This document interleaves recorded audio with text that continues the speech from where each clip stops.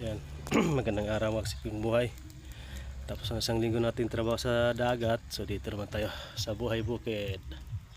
So dito sa pamilya po, lumayan pala tayo ng maulam. So dahil pamilya time naman, so, tayo magluluto ngayon. Yan mga kasiping buhay. Ayan.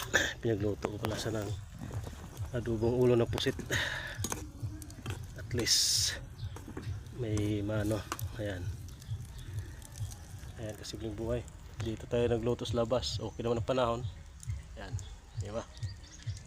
Napakasimple buhay mga katropa. Ayan, tahimik at tahimik oh. Ito mga kasama ko dito, mga alagang aso. Ayan. So sana supportahan nyo kami mga idol. Kasimpleng buhay. Shout out. Let's go.